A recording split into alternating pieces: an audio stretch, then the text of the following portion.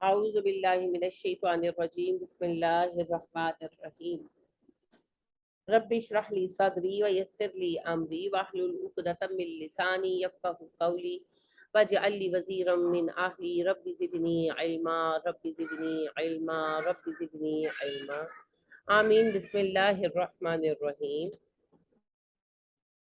آج سورۃ الممتحنہ شروع کریں گے، مدنی سورت ہے۔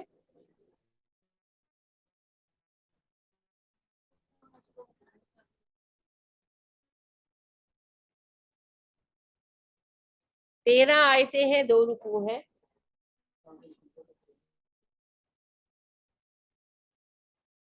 بسم اللہ الرحمن الرحیم۔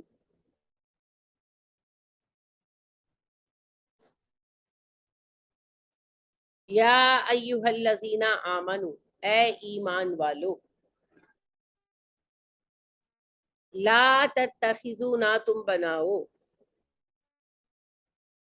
عدوی میرے دشمنوں کو، وعدوکم اور اپنے دشمنوں کو، اولیاء دوست، اے وہ لوگو جو ایمان لائے ہو، نہ تم میرے دشمنوں کو اور اپنے دشمنوں کو اپنا دوست بناؤ۔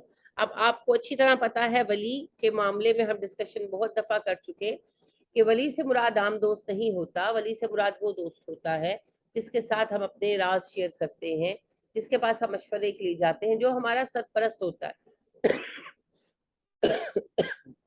جس کے مشورے پر ہم فیصلے کرتے ہیں۔ تو ایسا دوست نہیں بنانا۔ کون ہے اللہ کا اور ہمارا دشمن؟ غیر مسلم۔ ہمارے حالات کی خرابی کی ایک بڑی وجہ یہ ہے کہ ہمارے جو حکمران ہیں ان کے ولی سارے کے سارے غیر مسلم حکومتوں کے پالک ہیں نا سارے کے سارے، تو اس وجہ سے وہ ہمارے دوست نہیں، انہیں کوئی فرق نہیں پڑتا، مسلمانوں کی طرف، اسلام کی طرف ان کی کوئی وفاداری نہیں۔ تو اللہ نے کہا انہیں اپنا دوست اور سرپرست نہ بناؤ۔ تلقونا، تم ڈالتے ہو، لکھا سے ہے، الیہم ان کی طرف، بالمودۃ محبت، تم ان کی طرف محبت بھرے پیغامات بھیجتے ہو، تم ان سے محبتیں جتاتے ہو، انہیں بتاتے ہو کہ ہمیں تم سے پیار ہے، جیسے ہمارے حکمران بتاتے ہیں، اور پھر مختلف اوقات پر ایسی باتیں بھی کی جاتی ہیں کہ جی ہم تو ایک ہی قوم ہے۔ ہم اور بھارت ایک قوم نہیں ہے، ہزاروں بار ثابت ہو چکا ہے، اور ابھی ریسنٹ یہ جو فسادات ہوئے ہیں، اگر ہم اور وہ ایک قوم ہے تو یہ سب ہوتا، یہ بھی ریسنٹ ہوئے نا فسادات، دیکھا ہے آپ سب نے۔ ہم اور وہ ایک قوم ہو ہی نہیں سکتے۔ جناح کی بات بہت بڑی اور بہت سچی تھی۔ جناح سے 1940 میں خطاب کیا تھا کانگریس کے ساتھ، کانگریس کا اجلاس تھا، اس میں انہوں نے خطاب کیا تھا کہ دو قومی نظریے کو کلیئر کرتے ہوئے انہوں نے کہا تھا، یہ ان سے پہلے جو ہندو لیڈرز تھے انہوں نے کہا ہم ایک ہی قوم ہے، تو انہوں نے کہا ہم ایک قوم کیسے ہو سکتے ہیں، ہمارے ہیرو ان کے ولن ہیں، اور ان کی تاریخ کے ولن ہیرو جو ہیں وہ ہماری تاریخ کے ولن ہیں۔ ہم گائے کھاتے ہیں، یہ گائے پوجتے ہیں، ہم ایک خدا کو پوجنے والے ہیں، ان کے بہت سارے بھگوان ہیں، ہم اور یہ ایک قوم نہیں ہو سکتی، ممکن ہی نہیں ہے جی، بالکل ہی ممکن نہیں، سیدھی سی بات۔ مسلمان کا قرب ان کا دھرم بھرشٹ کرتا ہے نا، تو کیسے پاسبل ہے؟ آپ کس طرح دو ایسے افراد کو ملا سکتے ہیں جو بالکل الگ الگ سوچ سے تعلق رکھتے ہیں، جن کی فطرت ہی الگ ہوئی ہو، براٹ اپ بھی الگ ہوا ہو؟ ناممکن ہے۔ لیکن محبتیں جتائی گئیں، بھارت کے ساتھ بھی اور امریکہ کے ساتھ بھی وفاداری، یہ سارا بھی جو کھیل چل رہا ہے یہ امریکہ کی وفاداری کا ہی کھیل ہے، اللہ کے نوکر بننے کو راضی نہیں ہے۔ حالانکہ اللہ کے ملازم بن جائیں، اللہ کے نوکر بن جائیں تو اللہ پوری دنیا پر غالب کرتے، لیکن امریکہ بہادر کی حاضری بجا لانے کے سب تیار ہیں۔ تو یہی اللہ کہتے تم ان کی طرف محبتوں کے پیغام بھیجتے ہو، واہ اور قد بے شک کفروا، وہ کفر کر چکے ہیں، بما اس کے ساتھ جو جاءکم تمہارے پاس آیا، من الحق کی حق میں سے، حالانکہ وہ کفر کر چکے ہیں اس حق کا جو تمہارے پاس آ چکا ہے، یا حق میں سے جو علم تمہارے پاس آ چکا ہے، یعنی قرآن کا انکار کر چکے ہیں۔ پھر بھی تم میرے دوست بناؤ گے. اسلام میں دوستی کا کرائٹیریا صرف ایک ہے, وہ ہے دین. دین کے بنا پر فیصلے ہوں. اصل رشتہ دین کا رشتہ ہے. اگر دین کا رشتہ نہیں ہے تو پھر خونی رشتے کی بھی کوئی اہمیت باقی نہیں ہے. اور دین کا رشتہ نہیں تو نکاح کا بندھن بھی نہیں ہوگا. اصل رشتہ دین کا رشتہ. قیامت کے دن یہی ایک رشتہ قائم رہنے والا ہے. اللہ بتاتے ہیں نا قیامت کے دن یوم یفر المرء من اخیہ وامہ وابیہ وصاحبتہ وبنیہ, سب رشتے ایک دوسرے سے بھاگیں گے, ماں باپ بہن بھائی. لیکن آن دا ادر ہینڈ نبی کریم صلی اللہ علیہ وسلم فرماتے ہیں تم لوگ قیامت کے دن ایک دوسرے کے بارے میں اللہ سے بحث کرو گے, اسی طرح جس طرح دنیا میں تم میرے ساتھ بحث کرتے ہو, اور ایک دوسرے کے حق میں اللہ سے حجت کرو گے کہ اللہ یہ ہمارے ساتھ نماز پڑھتا تھا, یہ ہمارے ساتھ قرآن پڑھتا تھا, آپ اسے معاف کر دیں. اتنی حجت کرو گے کہ اللہ ایکسیپٹ کر دے. تو پھر قیامت کے دن بھی قائم رہنے والا رشتہ دین کا رشتہ ہے. اور نبی کریم صلی اللہ علیہ وسلم نے فرمایا جو اللہ کے لیے محبت رکھتے ہیں ان کے لیے نور کے ممبر سجائے جائیں گے اور وہ اس پر بٹھائے جائیں گے. تو ان کے اعزازات کو دیکھ کر انبیاء اور شہداء بھی رشک کریں گے. لیکن اتنے چھوٹے کام پر اتنے بڑے اعزاز مل گئے, رشک کریں گے. ابھی ایک دوسرے سے دین کے نام پر محبت کیا ہے؟ یہی ہے نا ہمارا ایک دوسرے کے ساتھ کیا رشتہ ہے. ہم ایک دوسرے سے پیار کرتے ہیں, ایک دوسرے کے دکھ میں دکھی ہوتے ہیں, خوشی میں خوش ہوتے ہیں, کوئی نہ آئے تو فکر کرتے ہیں. کیا رشتہ ہے ہمارا؟ قرآن کا رشتہ ہے ہمارا, کوئی خون کا رشتہ نہیں, کوئی نسب کا رشتہ نہیں. تو یہ واحد رشتہ ہے جو باقی رہنے والا ہے. باقی تو سارے رشتے دنیا تک ہیں بھائی, اور دنیا کی آزمائش ہے یہ سب رشتے بس. تو اللہ سبحانہ و تعالیٰ فرما رہے ہیں کہ تم کفار کی طرف محبت اور مودت کے پیغامات بھیجتے ہو, حالانکہ وہ تمہارے لائے ہوئے حق کا انکار کر چکے ہیں. یخرجونا نکال چکے وہ الرسول رسول کو, وإیاکم تمہیں بھی, وہ نکال چکے ہیں تمہیں بھی اور تمہارے رسول کو بھی. ان کیونکہ تؤمنو تم ایمان لائے باللہ اللہ پر, ربکم جو رب ہے تمہارا. انہوں نے تمہیں اور رسول کو مکہ سے نکال دیا صرف اس جرم میں کہ تم اللہ پر ایمان لائے جو تمہارا رب ہے. اب یہاں سے یہ بات نکلتی ہے کہ یہ ایک حکم ایک حد تک خاص طور پر کفار مکہ کے لیے نہیں, یہ سب کفار کے لیے. اگر کہیں اور ہوتے تو بھی یہی ہوتا نا, مکہ میں تھے تو یہ ہوا. کیا آج آپ نے برما میں جو فسادات ہوئے تھے تو یہی نہیں تھے کہ مسلمان وہاں سے چلے جائیں؟ یہی تھا نا. اور ابھی بھی وہاں مسلمان کیسے رہ رہے ہیں سب کو پتا ہے. انہیں ساحلی پٹی کے ساتھ دھکیل دیا گیا ہے, خیمے لگا کر وہ بیچارے بس رہ رہے ہیں کیونکہ ان کے پاس کوئی جانے کی جگہ نہیں. کیا ایران سے نہیں, ایران جو ہمارا اپنا علاقہ ہے وہاں پر قبضہ کر کے وہاں سے ایرانیوں کو نہیں نکال دیا گیا, وہ جلا وطن ہوئے پڑے ہیں بیچارے سارے. کیا فلسطین نہیں چھین لیا گیا؟ افغانستان میں زندگی دوبر نہیں کر دی گئی؟ شام سے مسلمانوں کو اپنے ہی علاقے میں غلام نہیں بنا لیا گیا؟ تو وہی حالات ہے, وہی حالات ہے. جہاں یہ غلبہ پائیں گے یہی کچھ کریں گے. اور بھارت میں آئے دن مسلمان جو وہاں پر ہیں وہ وہیں کے ہیں نا, نسلی وہیں کے. صرف یہ ہے کہ مسلمان ہو چکے ہیں. آئے دن فسادات نہیں ہوتے, ہر سال 1.5 سال بعد ایک بڑا فساد ضرور ہوتا ہے. کبھی کوئی سبب ہوتا ہے, کبھی کوئی سبب ہوتا ہے. اور اس میں جو کچھ آپ دیکھتے ہیں, کشمیر کو دیکھ لیں آپ, کیا ہوا ہے, کتنے مہینے ان کو کرفیو میں رکھا گیا, بند رکھا گیا, اور پھر اسے بھارت کا حصہ ڈکلیئر کر دیا گیا, اس کی آزاد ریاستی حیثیت ختم کر دی گئی ایک حکم کے ساتھ. کون کچھ کر سکا؟ کوئی کچھ نہیں کر سکا. تو جہاں جہاں مسلمان ہے ہو تو یہی کچھ رہا ہے. آپ دیکھیں ہسپانیہ, اسپین جو اندلس ہے, ہاں وہاں پر جب قبضہ ہوا ہے عیسائیوں کا تو انہوں نے کنڈیشن ہی یہی رکھی, سارے مسلمان چلے جائیں, اتنا ٹائم ہے, ورنہ جو رہے گا ہم اسے قتل کر دیں گے. سب کو انہوں نے جہازوں میں بھر بھر کر سمندر پار چھوڑ دیا, بے گھر کر دی. تو جس واقعے کی طرف قرآن اشارہ کر رہے ہیں وہ ایک واقعہ ہے, مگر یہ قصہ تاریخ میں بار بار دہرایا جا چکا ہے. ابھی بھی بھارت میں یہ نعرہ اٹھایا جاتا ہے کہ مسلمان پاکستان چلے جائیں. کیونکہ وہ مسلمانوں کا ملک ہے۔ تو ہر جگہ حالات ایک ہی ہیں، یا مسلمان ختم کر دیے جائیں یا مسلمان چلے جائیں، اور یا پھر مسلمان نام کے مسلمان ہو جائیں، تاکہ اسلام کا وجود ختم ہو جائے، اسلام کی جو نظریاتی بنیاد ہے وہ ختم ہو جائے۔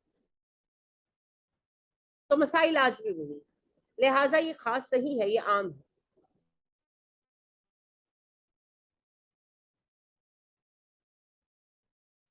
ان اگر تم ہو خرچ تم نکلے جہادن جہاد کے لیے، فی سبیلی میرے راستے میں، وابتغاء اور تلاش کرتے ہو، مرضاتی میری رضا، تسرونا پھر چھپا کر بھیجتے ہو، الیہم ان کی طرف، بالمودتی دوستی کے پیغام۔ تمہیں ہو کیا گیا ہے، تم میری راہ میں جہاد کے لیے نکلے ہو تاکہ میری رضا حاصل کر سکو، اور انہیں چوری چھپے محبت کے پیغام بھیجتے ہو۔ وَأَنَا اور میں، عالم بہتر جانتا ہوں، بما اس کو جو اخفیتم خفیہ بھیجا تم نے، وما اور جو تم ظاہر کرتے ہو، میں جانتا ہوں جو تم چھپاتے ہو، جو تم دکھاتے ہو۔ اللہ کہتے میری راہ میں جہاد کے لیے نکلتے ہو اور چوری چھپے ان کے ساتھ نامہ و پیغام کرتے ہیں۔ تمہیں کیا لگتا ہے مجھے نہیں پتا؟ میں تمہارے ظاہر اور پوشیدہ دونوں جانتا ہوں۔ مسلمانوں کے لیے سب سے خطرناک معاملہ ہمیشہ غداروں کا رہا ہے۔ بعض اوقات غدار وہ ہوتے ہیں جو پیسے کے لیے بکے ہوتے ہیں، بعض اوقات قوم کے ساتھ غداری کا ارتکاب لوگ کسی جذباتی مجبوری کے ہاتھوں بھی کر بیٹھتے ہیں۔ بہت کچھ تاریخ میں ہوتا، سب کے اپنے اپنے مسائل اور اپنے اپنے پریشانیاں ہوتی ہیں، لیکن کچھ بھی ہو، قوم سب سے اوپر ہے، ملت سب سے اوپر ہے۔ اپنے گھر یا اپنی زندگی کے لیے ملت کو قربان نہیں کیا جا سکتا۔ حضرت حاطب بن ابی بلتع رضی اللہ تعالیٰ عنہ جو ہے صحابیوں میں سے ہے، مہاجرین میں سے ہے، بڑا نام ہے۔ ان سے غلطی ہوئی، ان کے اہل خانہ مسلمان نہیں تھے، وہ مسلمان ہو کر ہجرت کر کے آ گئے تھے، تو وہ چونکہ مسلم نہیں تھی فیملی، تو وہ مکہ میں تھے، وہ نہیں آئے تھے۔ تو جب نبی کریم صلی اللہ علیہ وسلم نے مکے پر حملے کا فیصلہ کیا تو سوائے چند سینئر صحابہ کے کسی کو نہیں بتایا، لشکر کو بھی نہیں پتا تھا کہاں جانا۔ اسی سے آپ دیکھ لیں کہ حاطب بن ابی بلتع کو پتا تھا، یعنی وہ سینئر کمانڈ میں شامل تھے، تو سینئر کمانڈ میں شامل تھے، وہ صرف سینئر صحابہ کو پتا تھا، عامت المسلمین کو بھی نہیں پتا تھا، مدینہ والوں کو بھی نہیں پتا تھا، لشکر کو بھی نہیں پتا تھا، بس یہ بتایا گیا تھا کہ اہم مہم درپیش ہے۔ آپ صلی اللہ علیہ وسلم اس طرح نکلے کہ گویا آپ کا ارادہ روم کی طرف، سمندر کے کنارے، بحر عرب کے کنارے جا کر آپ نے روٹ چینج کیا، جس روٹ سے ابو سفیان نکال کے لے گئے تھے نا قافلہ، آپ چاہتے تھے کہ مکہ پر اچانک پہنچے تاکہ جنگ کی نوبت ہی نہ آئے، آپ کی اسٹریٹجی کامیاب رہی۔ آپ صلی اللہ علیہ وسلم نے جب مکہ کا محاصرہ کر لیا ہے، تب مکہ والوں کو پتا چلا کہ ہم پر حملہ ہو گیا، تو آپ صلی اللہ علیہ وسلم سے سیکرٹ رکھنا چاہتے ہیں، تو صرف سینئر صحابہ کو پتا تھا، جن میں حاطب رضی اللہ تعالیٰ عنہ بھی شامل تھے۔ تو انہوں نے ایک خط لکھا قریش کے نام کہ تم پر حملہ کر رہے ہیں مسلمان، اور وہ خط ایک عورت کو دیا اور اسے پیسے دیے کہ یہ پہنچا دو۔ اللہ نے بات کھول دی اور ڈیٹیل بھی بتا دی، یہاں جو ڈیٹیل نہیں نہ بتائی وہ ڈیٹیل جبرائیل ویسے بتا گئے۔ تو نبی کریم صلی اللہ علیہ وسلم نے حضرت علی اور زبیر رضی اللہ تعالیٰ عنہما کو بھیجا کہ جاؤ فلاں راستے سے، مدینہ کے ڈفرنٹ راستے نا، فلاں راستے سے ایک عورت جا رہی ہے، اس کے پاس خط ہے، لے کر آؤ۔ تو وہ گئے، انہوں نے کہا، تو پہلے تو عورت نے انکار کر دیا، پھر حضرت علی نے دھمکی دی کہ اگر تم نے خود سے حوالے نہ کیا تو ہم تمہاری جامہ تلاشی لیں گے۔ تو پھر اس عورت نے اپنے بالوں میں سے نکال کر دیا، اس نے اپنے جوڑے میں باندھ رکھا تھا، نکال کر دیا، جسے وہ لے کر وہ واپس آئے۔ تو آپ نے حاطب بن ابی بلتع رضی اللہ تعالیٰ عنہ کو بلایا، اب خط پڑھا گیا، صحابہ جو سینئر تھے ان کی موجودگی میں، تو انہوں نے مخبری کی ہوئی تھی، تو علی رضی اللہ تعالیٰ، عمر رضی اللہ تعالیٰ عنہ نے کہا یہ غدار ہے، مجھے اجازت ہے میں اس کو مار ڈالوں۔ تو آپ صلی اللہ علیہ وسلم نے کہا کہ حاطب آپ نے ایسا کیوں کیا؟ حاطب کہنے لگے جی میری فیملی مکہ میں، تو مجھے ان کی جان کا خطرہ تھا، اور میرا کوئی وہاں قبیلہ بھی نہیں ہے، یعنی میرے قبیلے کے لوگ نہیں ہیں مکہ میں، تو میں نے اس لیے یہ چاہا کہ میں ان کو ایک فیور دوں تاکہ جب جنگ ہو تو وہ میرے خاندان کا خیال رکھیں، اس لیے آپ صلی اللہ علیہ وسلم نے استغفار کا حکم دیا اور معاف کر دیا۔ اب ظاہری بات ہے وہ بہت سینئر درجے کے صحابی تھے، ان سے غلطی ہوئی تھی، آپ نے ان کو موقع دیا، لیکن ویسے غداری کی سزا موت ہی ہے۔ اور آپ اگر اسلام کی تاریخ اٹھا کر دیکھیں گے تو ہر قدم پر ایسے غدار ملیں گے۔ یعنی میں حضرت حاتب بن ابی بلتع کو نہیں غدار کہہ رہی معاذ اللہ، کیونکہ ان کو نبی اکرم صلی اللہ علیہ وسلم نے معاف کر دیا اور اللہ نے بھی معاف کر دیا، اور وہ بڑے سینئر صحابہ میں سے تھے، ان کے بارے میں تبصرہ کرنے کی ہماری اوقات ہی نہیں ہے۔ ان سے ایک جذباتی غلطی ہو گئی جس کے لیے پتہ نہیں انہوں نے کتنی معافی مانگی ہوگی، اور غزوہ بدر سے لے کر جب تک وہ زندہ رہے ہر غزوے میں شریک رہے، تو میں ان کی بات نہیں کر رہی، وہ ایک ایکسیپشنل کیس ہے، اور ان کو نبی اکرم صلی اللہ علیہ وسلم نے جب معاف کر دیا یہ کہہ کر کے چاہے آپ استغفار کریں تو بات ختم ہو۔ میں ویسے بات کر رہی ہوں کہ اسلام کی عسکری تاریخ میں آپ دیکھیں گے کہ ہر عہد میں غداریاں رہی ہیں، اور ہمارے لیے سب سے خطرناک جو سانپ رہا ہے نا وہ آستین کا سانپ، ہمیشہ ہر موقع پر۔ لیکن اللہ سبحانہ و تعالیٰ کی راہ پر جب چل رہے تھے تو اللہ پھر ان سے بچاتا رہا، راز کھلتے رہے۔ بہت دفعہ بہت سارے قصے آپ دیکھیں گے، صلاح الدین ایوبی کی عسکری تاریخ کو پڑھ کر دیکھ لیں، محمود غزنوی کی پڑھ کر دیکھ لیں، ایون پاکستان کی پڑھ کر دیکھ لیں، اللہ سبحانہ و تعالیٰ نے بہت دفعہ ان کے راز کھول دی، ان کی سازشیں بے نقاب کر دی۔ تو لہٰذا جب اللہ پر بھروسہ ہوگا تو اللہ رب کریم کافی ہے۔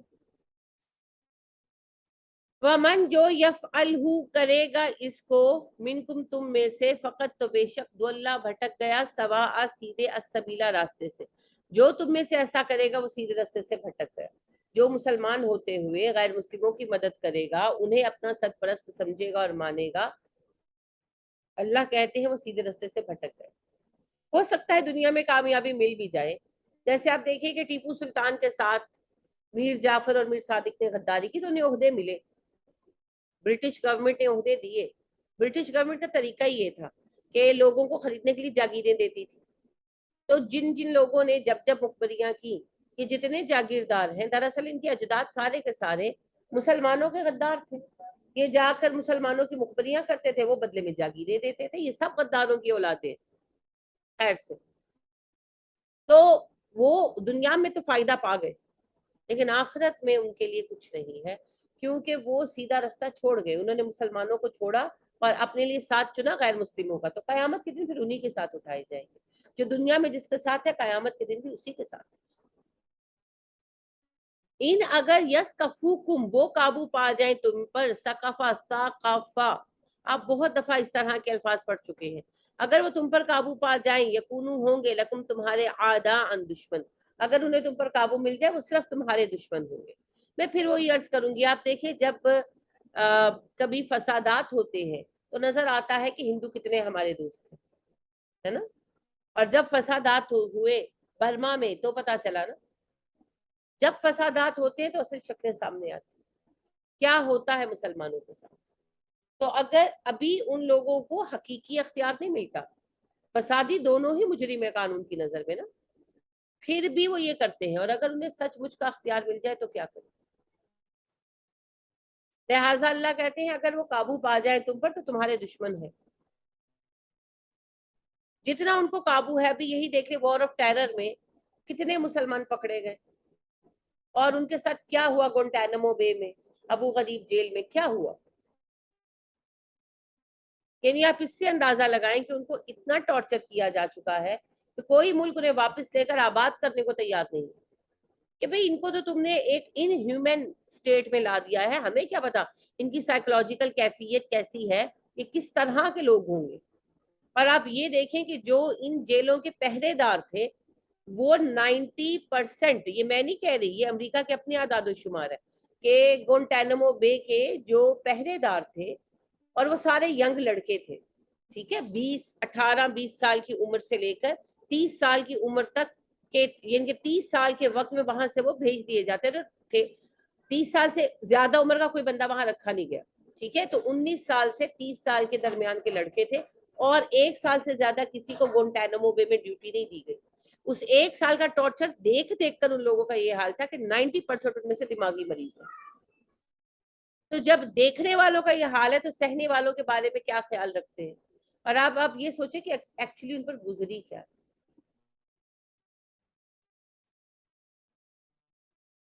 جب انہوں نے عراق پر قبضہ کیا ہے تو کیا حال ہوا ہے عراق کا، شام کا، وہاں کی بچیوں کا، عورتوں کا، کون پرسانے حال ہوتا؟ کوئی وہاں پر قانون چل رہا ہے جو وار کے لاز ہیں؟ کوئی لا چل رہا ہے؟ کوئی لا نہیں چل رہا، کیونکہ مسلمانوں کے اگینسٹ ہے نا، تو سب جائز۔ یہی اللہ کہہ رہے ہیں اگر وہ تم پر غالب آ جائیں گے وہ تمہارے دشمن ہیں، لہٰذا جو کچھ بھی ہے پاکستان غنیمت ہے۔ آؤ اپنے جسم چن دے اینٹ پتھر کی طرح، بے در و دیوار ہے لیکن یہ گھر اپنا تو ہے۔ یہ بہت سارے مسائل ہیں ہمارے لیے، لیکن پھر بھی آزادی سب سے بڑی نعمت، سب سے بڑی۔ واہ، اور یبسطو، وہ دراز کریں گے، الیکم، تم پر، ایدیہم، ہاتھ اپنے، والسنتہم، زبانیں اپنی، بالسوء، برائی کے ساتھ۔ اگر وہ تم پر قابو پا جائیں تو اپنے ہاتھ اور اپنی زبانیں تم پر دراز کریں برائی کے ساتھ۔ پھر وہی بات ہے، سامنے ہے آپ کے، جہاں جہاں مسلمان، فلسطین مسلمانوں کا علاقہ مسلمانوں سے چھینا گیا، آج نہ مسلمان ان کے ہاتھ سے محفوظ ہے نہ زبان سے محفوظ ہے۔ ہر عید، ہر تہوار مسلمانوں کا وہاں خون میں رنگا ہوا ہوتا ہے، سب کچھ آپ کے سامنے، بھارت کے حالات بھی آپ کے سامنے، مگر پھر بھی ہم آنکھیں بند کر کے بیٹھے۔ وَوَدُّوا لَوْ تَكْفُرُونَ، وہ چاہیں گے کہ تم کفر کرنے لگو، یعنی کہ وہ پوری کوشش کریں گے تمہیں کافر بنانے کی، یا تو تم دین چھوڑ دو، تمہیں اذیتیں دیں گے، اور یا پھر ایسے حالات پیدا کریں گے کہ تم مسلمان بظاہر رہتے ہوئے بے دین ہو جاؤ، جیسے ہماری اس وقت یوتھ کا ایک بڑا حصہ الہاد کی طرف جا رہا، نام تو ان کے مسلمانوں والے ہیں مگر نظریات سارے الہادی ہیں، کفریاں ہیں۔ تو وہ ہر طرح کی کوشش کریں گے، جبر بھی اور تہذیب کا خنجر بھی۔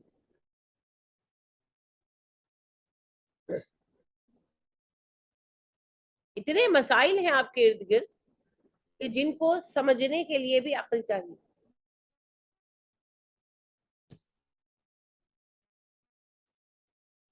آپ دیکھیے، بچوں کی ایک مووی تھی، نام کیا ہے میں بھول گئی، ابھی پرسوں ترسوں ہی بچے ضد کر رہے تھے تو مووی لگائی، اینیمیٹڈ مووی تھی، پرندہ ہے، ایک فیمیل پرندہ ہے ان کے، اور ساری مووی اسی کے گرد چلتی ہے، پھر اور بھی پرندے ہیں، پرندوں اور جانوروں پر مووی ہے، نام میں بھول گئی ہوں، لیکن اب اس میں تھیم کیا ہے؟ بیسیکلی تھیم یہ ہے کہ وہ جو فیمیل پرندہ ہے جس کے گرد کہانی چلتی ہے، وہ بیٹھ کر ٹی وی دیکھ رہی ہے، اور ٹی وی پر وہ کہتے ہیں جی ٹرو لو کے بارے میں کوئی بات کہتے ہیں، ایگزیکٹ ورڈ میں بھول گئی ہوں کہ آپ کا ٹرو لو ایک ہی بار ملتا ہے پھر ہو جاتا ہے، تو وہ اس کا یعنی کہ جو پیئر پرندہ ہے اس کے ساتھ لڑائی ہو جاتی ہے، اس سے نکال دیتی ہے، تو وہ اس کو ڈھونڈنے نکلتی ہے۔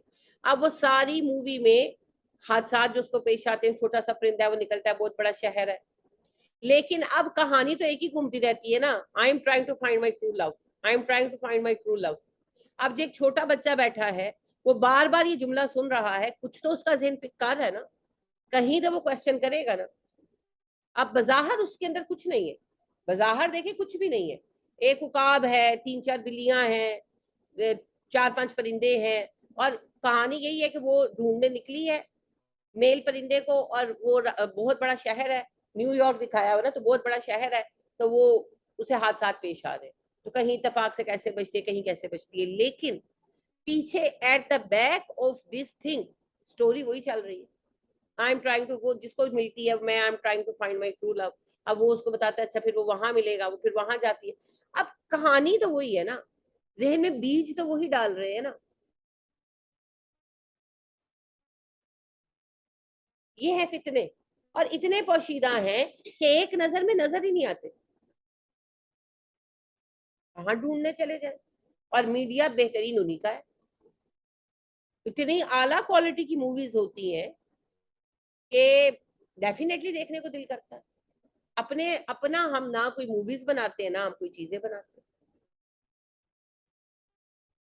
اپنے بچوں کے لیے تو ہم کوئی خاص کام کر ہی نہیں رہے، تھوڑا بہت ہو رہا ہے، تھوڑا بہت، اب تھوڑا بہت ہو رہا ہے، لیکن وہ بہت کم ہے، بہت کم۔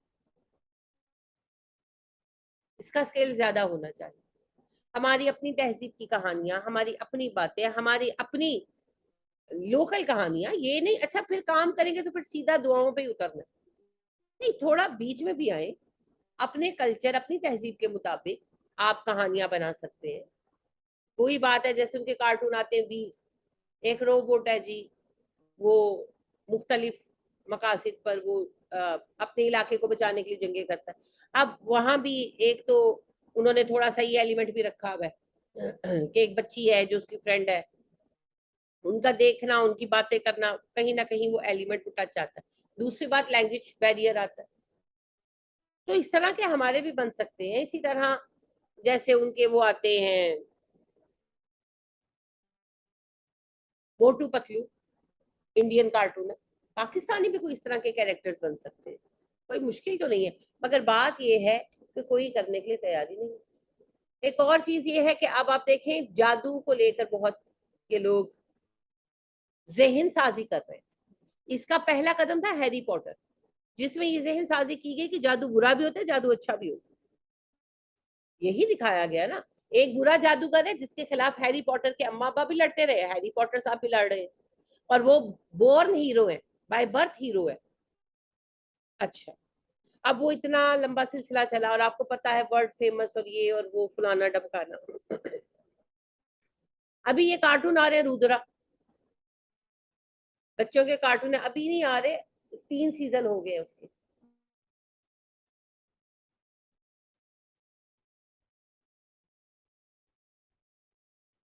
تو 3 سیزن مطلب کہ 3 سال ہو گئے. تو اس میں بھی کانسیپٹ یہی ہے کہ ایک اچھا جادوگر ہے اور ایک برے جادوگر ہے, تو ان کی لڑائی چلتی ہے. اب بچوں کی ذہن سازی تو ہو رہی ہے, یہ ذہن سازی کس بنیاد پر ہو رہی ہے؟ یہ دجال کے آنے کی تیاریاں, ذہنوں میں جادو کی جگہ بنائی جا رہی, اور کہیں نہ کہیں جو بہت چھوٹے بچے وہ متاثر ہو بھی رہے. تو یاد رکھے بچوں کو دین کے ساتھ جوڑ دے, کیونکہ پچھلی صدی کی ہم آخری نسل ہے کہ نہیں. جب ہم مر جائیں گے تو پچھلی صدی کی تہذیب, پچھلی صدی کے خیالات, اور پچھلی صدی میں جو ہوا اس میں پاکستان کی جو تشکیل ہے وہ بھی شامل ہے, اس کی کہانیاں ہمارے ساتھ مر جائیں گی, اگلی نسل رہ جائے گی. تو پھر کم از کم انہیں مذہب کے ساتھ اتنا شدید جوڑ دیں کہ وہ پھر اپنا راستہ متعین کرتے ہوئے مذہب سے روشنی لے سکے, دین سے روشنی لے سکے. مگر مصیبت یہ ہے کہ دین کی جو کینوس ہے اس پر بھی مین لائٹ میں, لائم لائٹ میں وہ لوگ ہیں جو دنیا پرست ہیں, جنہوں نے اپنے دین کو دنیا کی خاطر بیچا ہوا, اور جو سچ بول رہے ہیں وہ کارنر کر دیے گئے ہیں, ان کی سننے والے بہت کم. پھر بھی کام ہو رہا ہے, جو ہدایت ڈھونڈنا چاہے راستے بند نہیں. تو یہ کفر کے راستے ہیں, مختلف شکلیں ہیں کفر کی. ایک تو یہ ہے نا کسی کو مار پیٹ کر کافر کرنا, وہ مشکل ہے, اس میں تو زیادہ تر ایمان مضبوط ہو جاتا ہے. البتہ تہذیب اور ثقافت کے چکروں میں پھنسا کر بے دین کرنا یہ بہت آسان.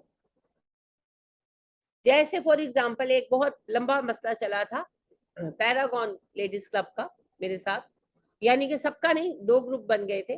وہاں پر ایک خاتون تھی, اور وہ ہے ابھی بھی, وہ اسٹرولوجر تھی, وہ ہاتھ پڑھتی تھی اور وہ پتھر بتاتی تھی. تو میں نے, انہوں نے اپنا ایک ویڈیو وغیرہ ڈالا, تو میں نے ان کو کہا کہ یہ کام درست نہیں ہے, یہ آپ نے غلط کیا ہے. تو اس پر پھر 2 گروپ بن گئے, جیسا ایسے موقع پر ہوتا ہے. تو بھئی آپ کسی کے بریڈ اینڈ بٹر کی وجہ سے اس کو غلط نہیں کہہ سکتے, اس کے بریڈ اینڈ بٹر کو آپ شرک کیسے کہہ سکتے ہیں؟ میں نے کہا جی جو کام حدیث میں شرک کہہ دیا گیا وہ شرک ہے. آپ ایک مشرکانہ کام کو ہی اپنا بریڈ اینڈ بٹر کیوں بنا رہے ہیں؟ بریڈ اینڈ بٹر کے لیے ہزاروں چیزیں پڑی ہیں. اچھا خیر ظاہری بات ہے وہ انہوں نے چھوڑا تو نہیں, وہ سب کچھ ویسا ہی رہا. انہوں نے البتہ یہ کیا کہ انہوں نے کہا کہ آپ ہمارے گروپ میں پروموٹ نہیں کریں گے, ہم کوئی شرکیہ کام پروموٹ نہیں کریں گے. ماریا ہے اس کی ایڈمنسٹریٹر, انہوں نے یہ اناؤنس کر دیا.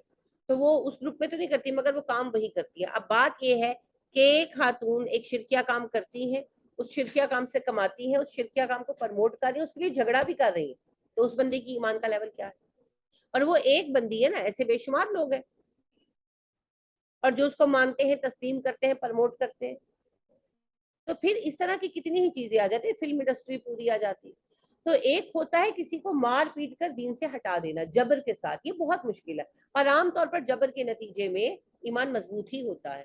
دوسرا ہوتا ہے لوگوں کو فساد میں، فتنے میں ڈال دینا، لوگوں کو اخلاقی اعتبار سے اور جذباتی اعتبار سے بہکا دینا، وہ بہت کارگر طریقہ، کیونکہ اس میں نفس کو سکون ملتا ہے نا، آزادی ملتی ہے۔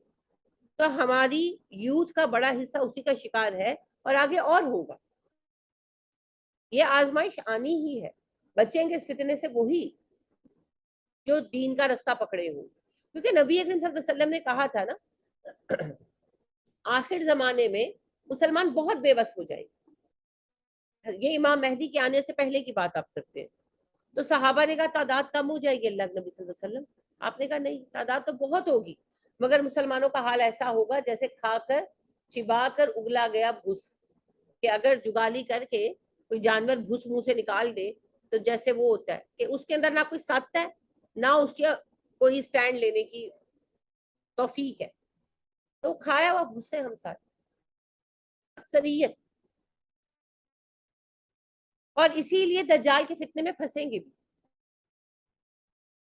دجال کے فتنے میں بڑی تعداد پھنسے گی، اسی وجہ سے تو پھنسے گی، اور کیوں پھنسے گی؟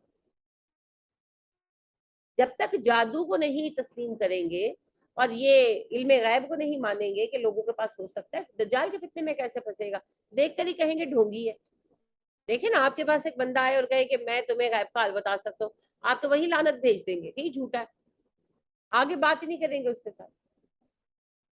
جہاں آپ نے یہ ماننا شروع کیا کہ ہاں یہ کوئی غیب کا علم بتا سکتا ہے، وہیں پر آپ پھنسنا شروع ہو گئے۔ آج اس کی ایک بات مانیں گے، پرسوں کسی دوسرے کو مانیں گے، اللہ نہ کرے اس کے بعد دجال سے سامنا ہوگا تو وہ تو آپ کو غیب بتا ہی دے گا نا اس وقت کی حد تک، اس کو اللہ نے یہ قدرت دی ہے، اس وقت ہماری آزمائش بنایا ہے، تو پھر اس وقت تو وہ پھر تو فوراً ہی مان جائیں گے، فوراً ہی مان جائیں گے۔ تو لہٰذا اس وقت چالیں زیادہ چلی جا رہی ہیں،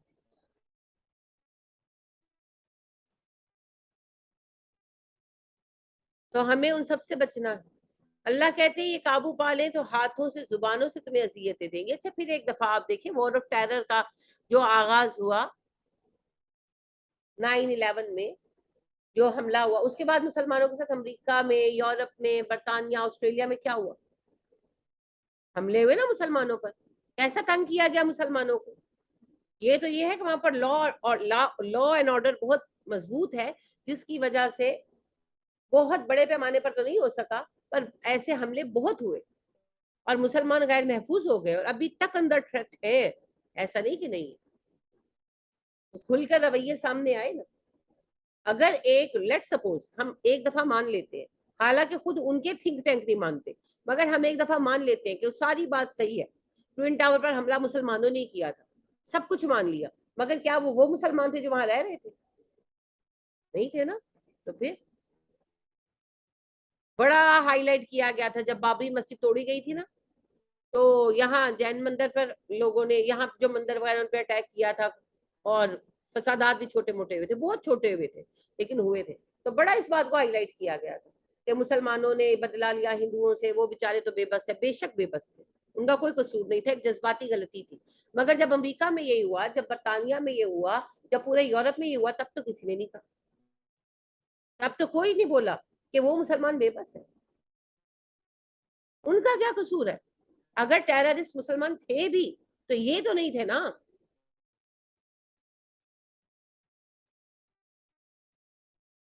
اور سب کو پتا ہے کہ کہانی ہے۔ اب مسئلہ یہ ہے کہ آپ دیکھیے، ابھی ہم آزاد ممالک ہیں، زیادہ تر مسلمان آزاد ممالک ہیں، پھر ان کا ہم پر جب اختیار چلتا ہے تو کیسے ہمیں تباہ کر رہے ہیں، اگر وہ ہمیں غلام بنا لیں، ہم پر قابض ہو جائیں تو کیا کریں؟ صحیح مانو ابھی ان کا ہم پر پورا اختیار تو نہیں ہے نا، پاکستان میں آ کر وہ کچھ نہیں کر سکتے، پھر انہوں نے پاکستان کو تباہی کے کنارے کھڑا کر دیا ہے، تو اگر وہ ہم پر حاکم ہی ہو جائے تو وہ کیا کریں؟ یہی اللہ ہمیں بتا دے۔ लन हरगिज नहीं, तनफाकुम नफा देगी तुमको, अरहामुकुम तुम्हारे रिश्ते, वला औलादुकुम ना तुम्हारी औलादें, यौमल कियामती कयामत के दिन। हजरत हातिब बिन उबई बलता रजी अल्लाह ताला अन्हु की लफ्जिश का सबब फैमिली थी ना। फैमिली का लफ्ज तो दिल में नेचुरल है, लेकिन अल्लाह ने एक उसूल दे दिया, मिल्लत और दीन से आगे रिश्ते नहीं है, और रीजन भी बता दी। कयामत के दिन ना रिश्तेदार काम आने हैं ना औलादे काम आने। कयामत के दिन तो सिर्फ क्या होना है, अमाल काम आने। अल्लाह कहते हैं यफसिलु बैनकुम, वो फैसला कर देगा तुम्हारे दरमियान, या वो जुदाई डाल देगा तुम्हारे दरमियान। दोनों मामले ठीक है, दोनों तर्जुमे ठीक है। फसल जुदाई को भी कहते हैं, एक चैप्टर जो होता है उसे फसल कहते हैं अरबी में। अल्लाह तुम्हारे दरमियान जुदाई डाल देगा या अल्लाह तुम्हारे दरमियान फैसला कर देगा, बात एक ही है। हर कोई कयामत के दिन अपने अमाल के मुताबिक उसको डील किया जाएगा ना। हजरत नूह अलैहि सलाम का बेटा किन्नान उनके साथ होगा, नहीं होगा। उनकी बीवी साथ होगी, नहीं होगी। इब्राहिम अलैहि सलाम का बाप साथ होगा, नहीं होगा। यही बात बताई जा रही है, अमाल की बिना पर जुदाइयां हो जाएंगी, फैसले हो जाएंगे। कोई किसी के साथ सिर्फ इस वजह से नहीं रह सकता कि उसका बेटा है। हाँ, ये जरूर है कि अगर बाप बेटा दोनों जन्नती हैं तो एक जिसका दर्जा कम है उसका दर्जा अल्लाह बुलंद कर दे, ये इस तरह की रियायतें मिलेंगी। लेकिन ईमान तो शर्त है ना। तो अब अल्लाह ने यही बताया कि आप अपने खानदान की मोहब्बत में मिल्लत को धोखा नहीं दे सकते। सबसे टॉप प्रायोरिटी जो है वो मिल्लत है, सबसे टॉप प्रायोरिटी जो है वो दीन है, बाकी सब कुछ बाद में आता, घर बार भी बाद में आता। बाज़ औक़ात ऐसी भी तो सिचुएशंस दुनिया में पेश आती हैं, होती हैं, अगरचे वो बातें खुलकर सामने नहीं आती मगर होती है कि किसी के घर वालों को जो है वो हॉस्टेज बना लिया और उसको मजबूर किया कि जाओ फलां को कत्ल करो, या फलां गलत काम करो, या फलां फाइल चुरा के दो। अब जाहिर बात है फैमिली बहुत अजीज है इंसान, लेकिन ऐसे वक्त में भी ईमान का तकाजा यही है कि कौम के साथ गद्दारी ना की जाए, मुल्क के साथ गद्दारी ना की जाए, दीन के साथ गद्दारी ना की जाए। जिंदगी मौत अल्लाह के हाथ में, जिंदगी और मौत अल्लाह के हाथ में, उसका कुछ नहीं हो सकता। अगर जिंदगी है तो बच जाएंगे, और अगर नहीं है तो वो फाइल लेकर भी मार देंगे, क्योंकि नॉर्मली जो हॉस्टेज बनाते हैं वो छोड़ते नहीं है, पहचान हो जाती है ना। इसीलिए पुलिस वाले ये चीज समझाते हैं, अगर कभी आप पुलिस ब्रीफिंग्स देखें तो ये बात समझाते हैं कि अगर अल्लाह ना करे कोई किडनैपिंग होती है तो आप पैसे ना दें और पुलिस से राब्ता करें, क्योंकि किडनैपर्स फाइनली मार ही देते हैं, पैसे लेकर भी मार देते हैं। क्यों? उनको पता होता है कि किसी ना किसी वजह से हम पहचान लिए जाएंगे, बेशक उन्होंने चेहरे कवर क्यों, कोई ना कोई, क्योंकि पुलिस वाले फिर छोटी छोटी बात पूछते ना, कोई छोटी सी बात बताओ, कोई छोटी सी बात बताओ, वो छोटी छोटी बातों से पता चल जाता है। जैसे फॉर एग्जांपल एक केस था जिसमें मुझे याद है किडनैपिंग का ही केस था, जिसमें वो उन्होंने बच्चा लड़का छोड़ दिया था, 9th-10th का लड़का था। तो उन्होंने सिंध की तरफ का केस था, तो उन्होंने फिर बहुत पूछा कि कोई खास बात, उसने कहा जी मेरी आंखों पे पट्टी बांधी हुई थी, मुझे खाना भी खुद ही खिला देते थे। उन्होंने कहा कुछ सुना होगा, कुछ तो तुमने फील किया होगा, कुछ तो सुना होगा। तो उसने फिर बताया कि जी ये था कि इतनी बार, अब मुझे ज़ाहिर पुराना केस है याद नहीं डिटेल, मगर उसने बताया कि इतने इतने वक्फे से तकरीबन वहां से रेलगाड़ी की आवाज आती थी और इस टाइम पर वहां मंदिर की घंटियां सुनाई देती। तो वो उन्होंने कहा कि ये मंदिर, और वो वहाँ सिंध का एरिया था ना, उन्होंने फिर वहां से लोकेट किया कि ये कहाँ पर गाड़ी के गुजरने के साथ जो है मंदिर है। तो वो 3-4 ही ऐसे एरिए थे, बहुत ज्यादा तो थे नहीं। तो थोड़ी तहकीक के बाद उन्होंने मुजरिम पकड़ ली। इसीलिए किडनैपर्स नहीं छोड़ते, तो हॉस्टेज बनाने वाले भी नहीं छोड़ते कि बाद में ही ना जुबान खोल दे। तो कहने का मेरा मकसद ये है कि कोई भी सिचुएशन हो, अगर ये काम बहुत मुश्किल है, जिन पर मुसीबत आती है वही जानते हैं, लेकिन उसके बावजूद कुछ भी हो जाए आप कॉम्प्रोमाइज नहीं कर सकते, इजाजत नहीं है, मिल्लत सबसे ऊपर है।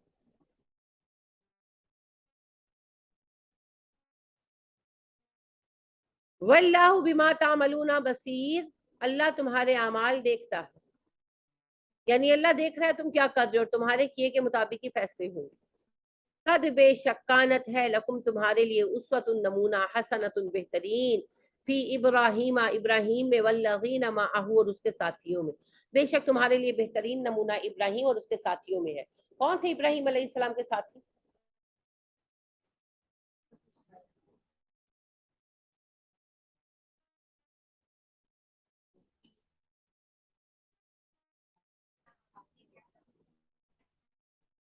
حضرت لوط علیہ السلام اور حضرت سارہ، دو لوگ تھے، حضرت سارہ اور حضرت لوط علیہ السلام۔ تو اپنی قوم کو چھوڑ آئے تھے نا، ان کا بھی تو خاندان تھا، ان کے بھی تو رشتہ دار تھے، فیملیز تھی، سب کچھ چھوڑ آئے اور بس پھر چھوڑ دی، پھر پلٹ کر نہیں گئے، کبھی کبھی نہیں پلٹے۔ تو اللہ کہتے ہیں تم گھر بار چھوڑ کر آئے تو تم پہلے لوگ نہیں ہو، تم سے پہلے بھی ایمان والوں نے قربانی دی ہے، اور تم تو ابراہیم کی اولاد بھی ہو اور ابراہیم کی ملت بھی ہو، تو ابراہیم تمہارے لیے مثال ہے۔ ابراہیم نے تو بھی گھر بار چھوڑ دیا تھا، سب کچھ چھوڑ دیا تھا ابراہیم نے، اور ابراہیم کے ساتھ دو اور لوگوں نے، لوط علیہ السلام اور حضرت سارہ علیہ السلام، اور کبھی پلٹ کر واپس نہیں گئے۔ جب دین نے ان کے رشتے ختم کر دیے تو پھر انہوں نے سب کو چھوڑ دیا، تو کیا ان کو تکلیف نہیں ہوتی ہوگی؟ انہوں نے صبر کیا، تم بھی صبر۔ اس جب کالو انہوں نے کہا لقومہم اپنی قوم سے، انا بے شک ہم براء بری ذمہ ہے منکم تم سے، ومما اور ان سے جنہیں تعبدون تم پوجتے ہو من دون اللہ اللہ کے سوا۔ جب ان تینوں نے کہا، حضرت ابراہیم علیہ السلام، لوط علیہ السلام اور سارہ تینوں کی بات ہو رہی ہے، انہوں نے کہا ہم بری ذمہ ہے تم لوگوں سے بھی اور ان سے بھی جنہیں تم اللہ کے سوا پوجتے ہو، کفرنا بکم کفر کیا ہم نے تمہارے ساتھ، ہم انکار کرتے ہیں تمہارا اور تمہارے طریقوں کا، وبدا بیننا ظاہر ہو گئی ہمارے درمیان، وبینکم تمہارے درمیان، العداوت دشمنی، والبغضاء اور بغض، ابداً ہمیشہ کے لیے ہمارے اور تمہارے درمیان دشمنی اور بغض ہے۔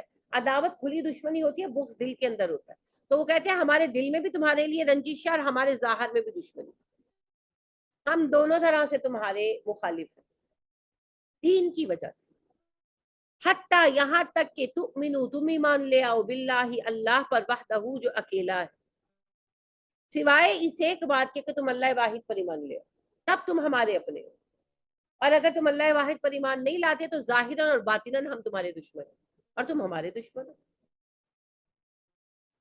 اللہ مگر قولا بات تھی ابراہیم ابراہیم کی ابھی ہی اپنے والد کے لیے، لَأَسْتَغْفِرَنَّ کہ ضرور میں مغفرت مانگوں گا لگا آپ کے لیے، ہاں ابراہیم نے اپنے ابا سے ضرور کہا تھا کہ میں آپ کے لیے استغفار کرتا رہوں گا، اتنا تو حق ہے، اس میں کوئی حیرت کی بات نہیں۔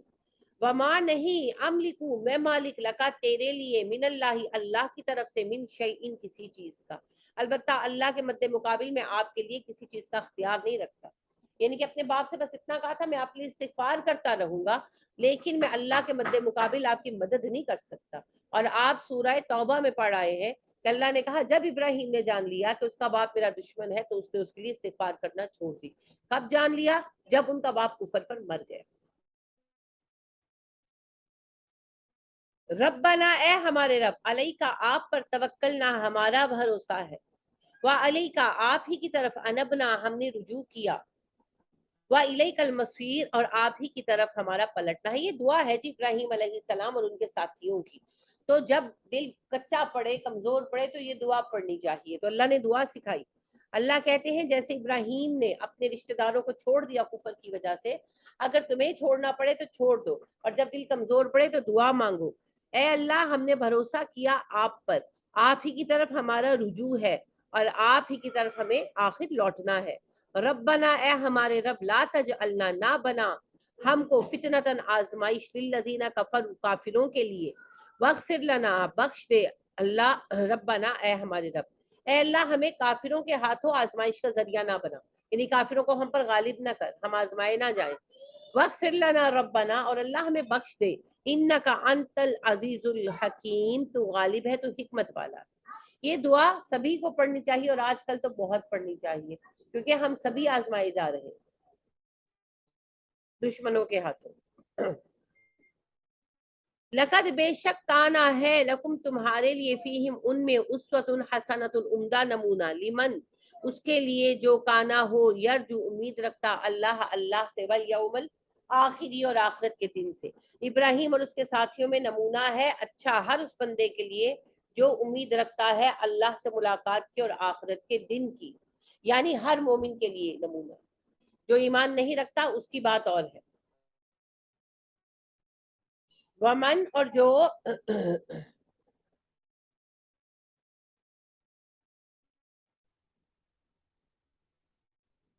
ومن جو یتولا منہ موڑ لے، منحرف ہو جائے، پھر جائے، فَإِنَّ اللَّهَ تو بے شک اللہ ہوا وہی ہے الغنی بے نیاز، الحمید قابل تعریف۔ جو پھر جائے تو اللہ کو کوئی پرواہ نہیں، وہ تو بے نیاز اور قابل تعریف ہے۔ یعنی جو پھر گیا تو پھر دنیا میں جن کے ساتھ وفاداریاں نبھائے گا، قیامت میں انہی کے ساتھ ہوگا۔ اللہ نے مومنوں کے لیے جو لکھ رکھا ہے وہ تو ہو کر رہے گا، اللہ کا کام تو پورا ہونا ہے، چاہے ہم کام کریں یا نہ کریں، اللہ اور لوگ کھڑے کر دے گا۔ ہاں ہماری عاقبت تباہ ہو جائے، تو اپنی عاقبت کے لیے کام کریں۔ اسا این ممکن ہے اللہ ان کے یجلا بنا دے بینکم تمہارے مابین وبین الذین اور ان لوگوں کے مابین جو عادیتم دشمنی کی تم نے منہم ان میں الحمدللہ مودتاً محبت۔ این ممکن ہے کہ ان قریب اللہ تمہارے اور ان لوگوں کے درمیان جن کی دشمنی چل رہی ہے تم سے محبت پیدا کر دے، تو ہو گیا نا۔ مکہ والوں پر اس وقت حملہ ہوا، کوئی قتل و غارت گری ہوئی نہیں ہوئی، مکہ فتح ہو گیا، اور پھر مسلمانوں کے ساتھ رہ کر مسلمان ہو گئے، اور پھر آج تک ایک ہی قوم، تو محبت پیدا کر دی نا اللہ نے۔ اللہ کہتے ہیں مجھ پر بھروسہ رکھو، ہو سکتا ہے میں تمہارے لیے راستہ ہی نکال دوں، اور یہ بار بار ہوا۔ لہٰذا میں نے آپ سے پہلے بھی عرض کیا، مصر، عراق، شام، یہ سب کوئی مسلمان علاقے تو نہیں تھے، نہ ہی عرب علاقے تھے، آج ان کی زبان تک عربی ہے، اللہ نے ان کے دل بدل دیے ماشاءاللہ، اور وہ پورے پورے علاقے بدل گئے، ان کی زبان، ان کی تہذیب، سب کچھ بدل گئے۔ تو آج بھی اللہ کے دین کے لیے کام کریں گے، اللہ لوگوں کے دلوں میں محبت ڈال دیں گے، ایسی محبت جو ایمان کی وجہ سے آتی ہے، پھر وہ لوگ بدل جائیں گے۔ واللہ قدیر، اللہ قادر ہے، واللہ غفور الرحیم، اللہ بخش دیتا ہے، اللہ مہربان، اللہ قدرت بھی رکھتا ہے اور اللہ بخش دینے والا ہے، اللہ مہربان۔ یعنی اللہ اس بات پر قادر ہے کہ دل بدل دے، اور اللہ گناہ معاف کر دیتا، تو وہ معاف کر دے گا۔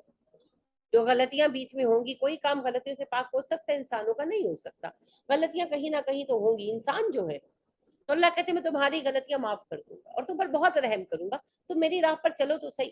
دیکھیں آپ کا بچہ آپ کے ساتھ کام کرائے، کسی بھی عمر کا ہو، چھوٹا بچہ ہو، ایون چھوٹے بچے کام کیا کراتے، تنگ ہی کرتے ہیں نا، لیکن میں نے آپ کے ساتھ کام کرانا، تو پھر آپ کیا کرتے ہیں؟ کچھ بھی نہیں کرتے، ان کی ساری غلطیاں ڈھانپ لیتے ہیں نا۔ یعنی کہ آپ آٹا گوندھ رہی ہیں، اب پاس بیٹھ گئی آپ کی چھوٹی بچی، میں نے بھی گوندنا ہے امی، میں نے بھی گوندنا ہے، اب وہ لگی ہوئی ہے آٹا بکھیر رہی ہے، تو کیا کرتے ہیں؟ کچھ بھی نہیں، بعد میں سب کچھ سمیٹ لیتے ہیں، اس کو بھی صاف کر دیتے ہیں، اور اس کے بعد پوری زندگی بچے جوان ہو جاتے ہیں، بڑے ہو جاتے ہیں، وہ کام کرتے ہیں، غلطیاں کرتے ہیں، اماں ابا کور کرتے رہتے ہیں، اماں ابا کی ڈیوٹی یہی ہے، وہ ہے ساری زندگی، ساری زندگی یہ چلتی۔ تو جب ہم انسان ہو کر ایسا کرتے ہیں صرف اس لیے کہ ہمارے بچے ہیں اور ہمارے ساتھ ہیں، پھر اللہ تو اللہ، بس اس کی راہ پر چلے نا۔ اور اگر کوئی بچہ آپ کو چھوڑ کر چلا جائے اور کبھی پوچھے ہی نہ، تو آپ کو کہیں دور دراز سے اطلاع ملے کہ اس کو کوئی مسئلہ ہے، دل بھی نہیں چاہتا، آپ کہتے وہ کہڑا میرے کو لایا، کہ تو آئے گا دیکھا گے، قدرتی بات ہے۔ لو از بیسڈ آن ایسوسیشن،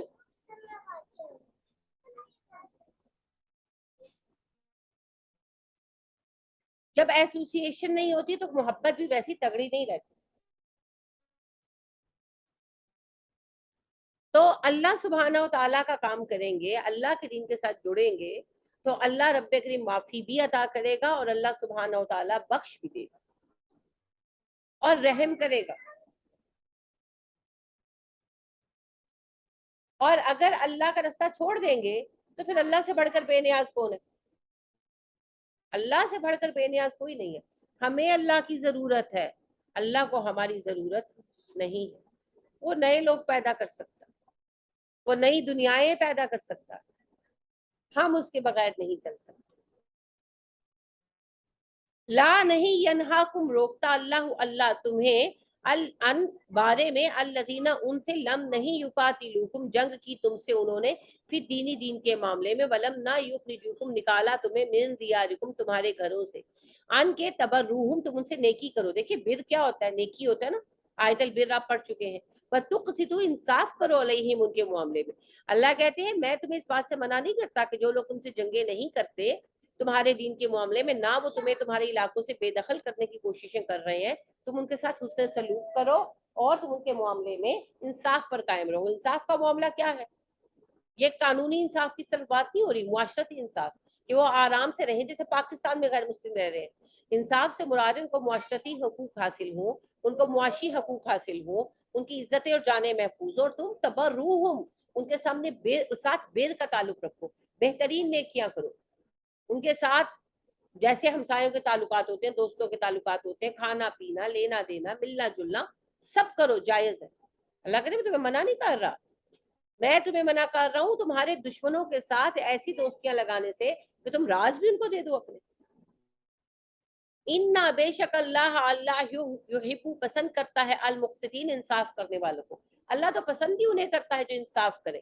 یہاں پھر صرف عدالتی انصاف مقصود نہیں ہے، انصاف سے مراد ہے معاشرتی اور معاشی انصاف، کہ معاشرے میں برابر کا حق حاصل ہو سب کو، اور سب کو معاشی برابری حاصل ہو، سب اچھے طریقے سے کما سکیں، سب کو حق حاصل ہو اپنی صلاحیتوں کو استعمال کرنے کی، تعلیم حاصل کرنے کی، تربیت کرنے کی، کاروبار کرنے کی۔ انما بے شک ینہاکم منع کرتا ہے تمہیں اللہ اللہ عن الذین ان لوگوں کے بارے میں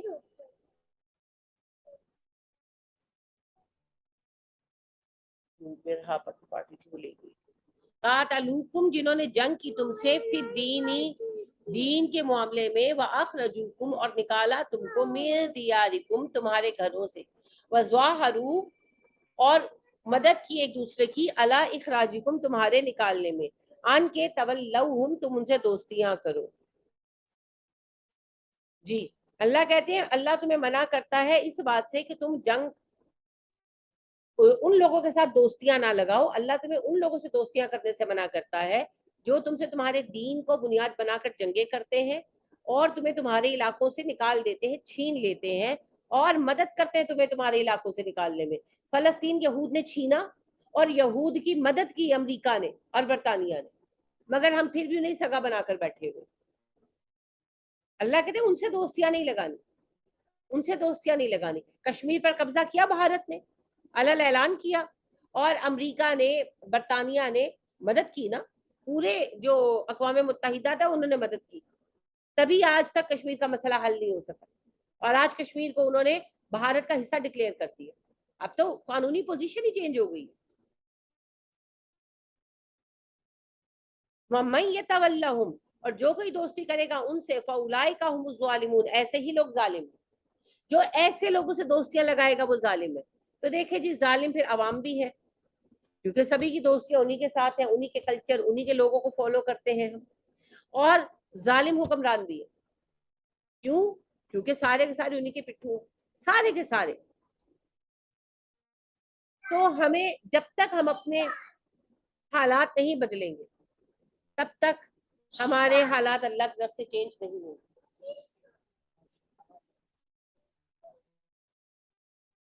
جب تک ہم حالات نہیں بدلیں گے، اپنے اخلاق و کردار نہیں بدلیں گے، تب تک حالات تبدیل نہیں ہوں گے۔ ہم اپنے اخلاق و کردار بدلیں گے تو اللہ سبحانہ و تعالیٰ بھی ہمارے لیے چیزیں بدلیں گے انشاءاللہ۔ آج یہیں تک پڑھیں گے۔ سورہ ممتحنہ میں 2 موضوع ہیں، ایک آپ نے پڑھ لیا اور دوسرا کل پڑھیں گے۔ اب اگر آپ کچھ کہنا چاہیں یا کوئی سوال کرنا چاہیں آپ کر سکتے ہیں۔